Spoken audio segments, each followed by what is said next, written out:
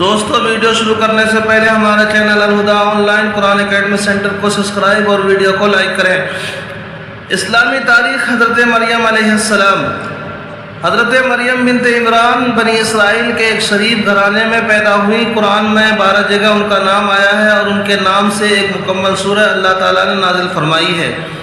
ان کے والد حضرت عمران بیت المقدس کے امام تھے۔ حضرت مریم علیہ السلام بچپن ہی میں سے بڑے نیک سیرت تھیں۔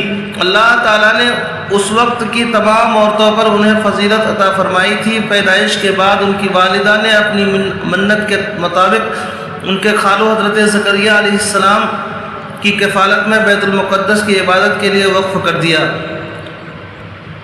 اور اونچی جگہ پر ایک کمرہ ان کی عبادت کے لیے خاص کر دیا۔ وہ ہر وقت عبادت اور ذکر الہی میں مصروف رہتی۔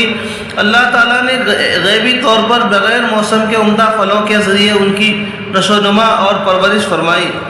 جب حضرت مریم علیہ السلام بڑی ہو گئی تو اللہ تعالیٰ نے فرشتے کے ذریعے بشارت دی کہ تمہیں ایک بیٹا عطا کیا جائے گا جس کا نام عیسیٰ ہوگا۔ وہ دنیا و آخرت میں بلند مرتبے والا ہوگا اور بچپن ہی میں لوگوں سے بات کر کے آپ کی پاک دامنی کی شہادت دے گا۔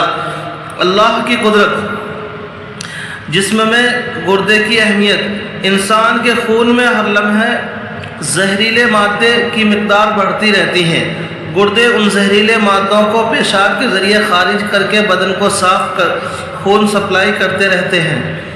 اس طرح گردے جو 24 گھنٹے میں کئی لیٹر خون سے زہریلا مادہ نکال کر پورے جسم کی حفاظت کرتے رہتے ہیں۔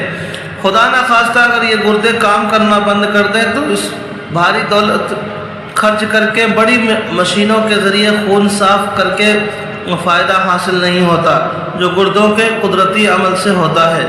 گردوں کے ذریعے خون سے زہریلے مادوں کو خارج کر کے جسم انسانی کی حفاظت کرنا اللہ کی بہت بڑی قدرت ہے۔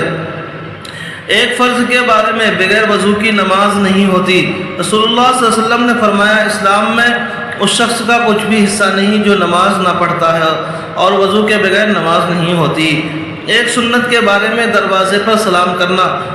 رسول اللہ صلی اللہ علیہ وسلم جب کسی کے گھر کے دروازے پر آتے تو بالکل سامنے کھڑا نہ ہوتے بلکہ دائیں طرف یا بائیں طرف تشریف فرما ہوتے اور السلام علیکم فرماتے۔ ایک اہم عمل کی فضیلت اللہ کا ذکر کرنا۔ رسول اللہ صلی اللہ علیہ وسلم نے فرمایا جو شخص 100 مرتبہ اور شام کو 100 مرتبہ سبحان اللہ و بحمدہ پڑھے اس کے گناہوں کی مغفرت کر دی جائے گی خواہ اس کے گناہ سمندر کے جھاگ سے زیادہ ہوں۔ ایک گناہ کے بارے میں مہر ادا نہ کرنا۔ رسول اللہ صلی اللہ علیہ وسلم نے فرمایا جس آدمی نے کسی عورت سے مہر کے بدلے نکاح کیا اور اس کا مہر ادا کرنے کا ارادہ نہ ہو تو وہ زانی کے حکم میں ہے، اور جس آدمی نے کسی سے قرض لیا پھر اس کا قرض ادا کرنے کی نیت نہ ہو تو وہ چور کے حکم میں ہے۔ دنیا کے بارے میں مال کی چاہت۔ رسول اللہ صلی اللہ علیہ وسلم نے فرمایا لوگوں پر ایک زمانہ ایسا آئے گا جس میں لوگوں کو اپنے مال کی زکوٰۃ دینا بہت بھاری گزرے گا۔ آخرت کے بارے میں متقی اور پرہیزگار کا انعام۔ قرآن میں اللہ تعالیٰ فرماتا ہے جو لوگ پرہیزگاری اور تقوی کے پابند تھے اللہ تعالیٰ ان کو کامیابی کے ساتھ جہنم سے بچا لے گا، نہ ان کو کسی طرح کی تکلیف پہنچے گی اور نہ وہ کبھی غمگین ہوں گے۔ طب نبوی سے علاج مسواک کے فوائد۔ رسول اللہ صلی اللہ علیہ وسلم نے فرمایا مسواک منہ کی صفائی اور خدا کی رضامندی کا ذریعہ ہے۔